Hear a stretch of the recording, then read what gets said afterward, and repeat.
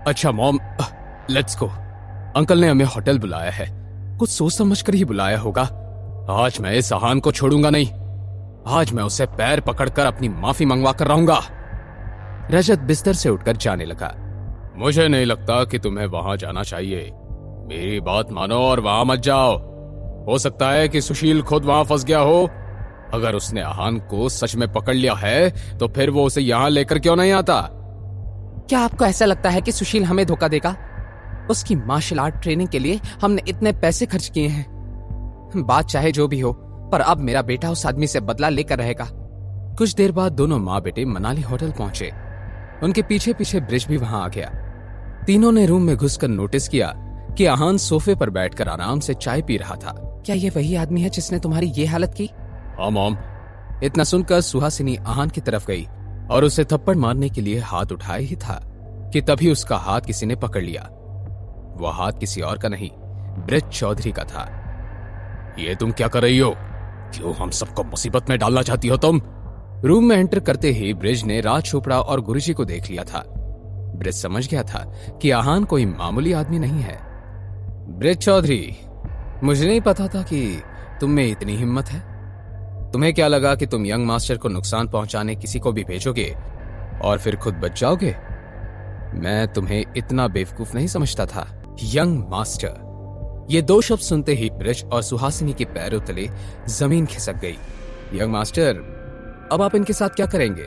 मैंने तुम्हारा एक हाथ तोड़ा, पर फिर भी तुम्हें अकल नहीं आई।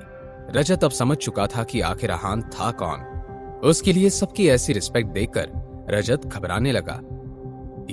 यंग मास्टर, मैं हार मानता हूं। सरेंडर। सरेंडर? अब तुम सरेंडर करना चाहते हो?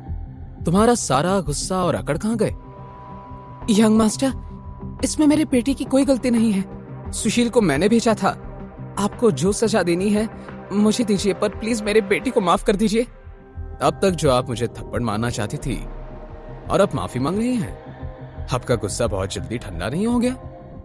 मैं वो ऐसा करते हैं, इसका दूसरा हाथ भी तोड़ देते हैं ताकि इसे सब जिंदगी भर याद रहे। प्लीज हमें माफ कर दीजिए। माफ कर दीजिए यंग मास्टर, इन दोनों से गलती हो गई है। उसकी माफी मैं मांगता हूं आपसे। आगे से ऐसा कुछ नहीं होगा। गलती शायद मेरी है, मैं ही अपने परिवार को अच्छे से मैनेज नहीं कर पाया।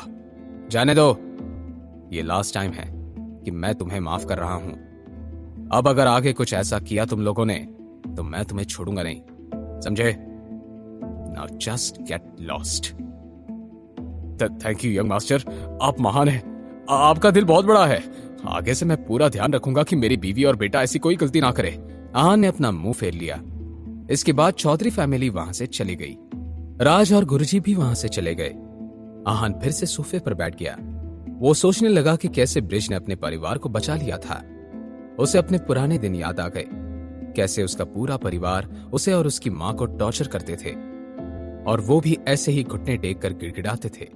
ये सोचते सोचते आहान की आंखें थोड़ी नम हो गई। तभी सुशील बाथरूम से बाहर आया। यंग मास्टर, मैं तुमसे कुछ सवाल करूंगा, उसका सच सच जवाब देना तुम, और मैं तुम्हें जाने दूंगा। आहान ने कहा, आप मुझसे जो पूछना चाहते हैं पूछ सकते हैं, मैं झूठ नहीं बोलूंगा। मार्शल आर्ट स्टेज 1 में कितने लोग हैं? आहान ने सवाल किया। यंग मास्टर, जितना मैं जानता हूं अभी मार्शल आर्ट स्टेज 1 में मनाली शहर के 150 लोग हैं। इनमें से 100 लोग तो केवल 1 पर हैं और 30 लोग केवल 2 पर हैं और 20 लोग फाइनल लेवल पर हैं। सुशील ने सच सच जवाब दिया। अच्छा ये बताओ, ये मार्शल आर्ट के स्टेज 2 पर कितने लोग हैं? स्टेज 2 पर ज्यादा लोग नहीं है, लगभग 10 से 12 लोग होंगे। इतना कहते हुए सुशील ने उसके नाम और लेवल बताने शुरू किए। आहान उन्हें बहुत ध्यान से सुनता रहा और नोट करता रहा। वो उनके बैकग्राउंड के बारे में जानना चाहता था। और हाँ, जो आदमी मास्टर चोपड़ा के साथ था वो भी स्टेज 2 पर था, पर कौन से लेवल पर था ये मुझे अच्छे से नहीं पता। अब आहान का सुशील की बातों पर ज्यादा ध्यान नहीं था। उसने एक नाम सुना और उसी पर अटक गया। वो कहीं ना कहीं जानता था कि वो आदमी कौन था और शायद 3 साल पहले उन आदमियों के साथ था जो उसके पीछे पड़े थे। क्या आप मेरा एक काम करेंगे?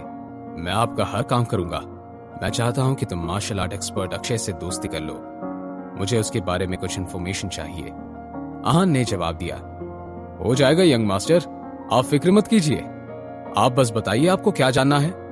मैं जानना चाहता हूं कि 3 साल पहले क्या अक्षय किसी को पकड़ने के लिए किसी मिशन का हिस्सा था? अगर हां, तो उसके साथ और कौन कौन थे? और हां, ध्यान रखना कि ये काम तुम छुप कर करना, दुश्मन को पता नहीं लगना चाहिए।